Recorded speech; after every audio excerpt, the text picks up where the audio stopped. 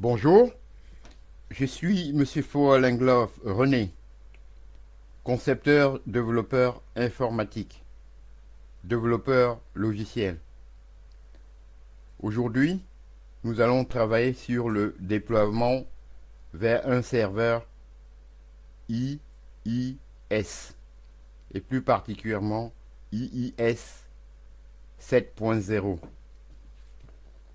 Pour finir, vous devez déployer le tout sur un serveur dédié qui doit donc disposer de SQL Server, SQL Manager Studio, IIS 7.0 ou 7.5 et du framework 4.0. Vous devez installer un serveur FTP pour transférer votre code source et le serveur virtuel SMTP pour envoyer des emails. Je vous conseille FileZilla, serveur pour le serveur FTP. En général, si vous choisissez un serveur dédié, votre hébergeur aura installé IIS 7 et le framework 4.0. Si ce n'est pas le cas, utilisez Windows Update pour mettre à jour le framework 4.0. À vous d'installer le reste. Pour pouvoir exécuter une base de données via un site web, il faudra ajouter des droits d'exécution sur le pool d'applications utilisé par votre site. Le nom à ajouter à votre base est en général de cette forme: IIS Apple APPOOL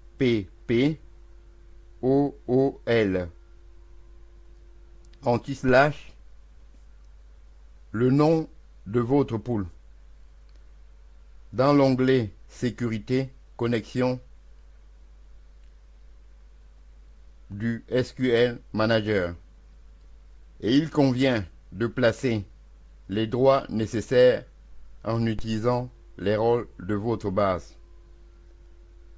Attention à les configurer correctement. Ne mettez pas tous les droits, car cela pourrait être catastrophique. Pour FileZilla,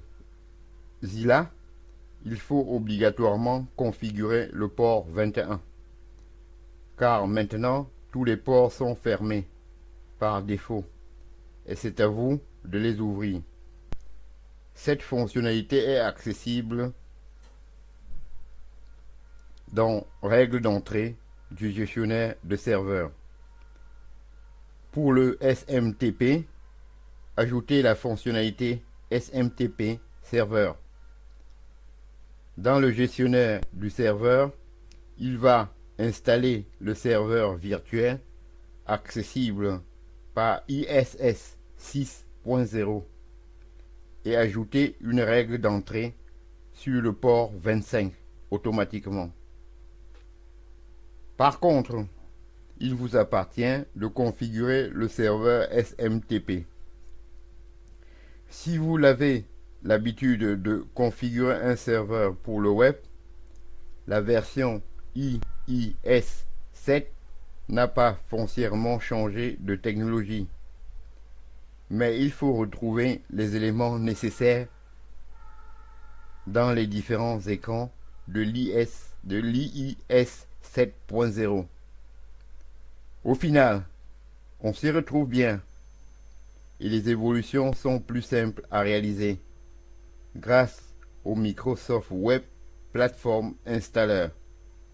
Ce dernier est une galerie qui permet en un seul clic d'installer une multitude d'extensions pour IIS, mais surtout des logiciels provenant d'éditeurs externes comme PHP, MySQL,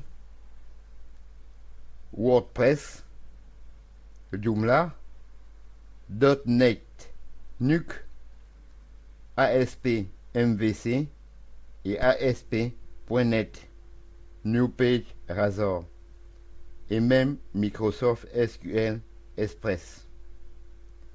Attention, n'installez pas tout ce qui est sur cette plateforme, mais uniquement ce qui est nécessaire, car c'est tellement facile que tout pourrait être installé. Le fait d'installer une multitude d'applications ou d'extensions via Microsoft Web Platform Installer n'enlève rien à la fiabilité du serveur. Ainsi, j'en ai terminé avec le déploiement vers un serveur IIS 7.0. Je vous en remercie.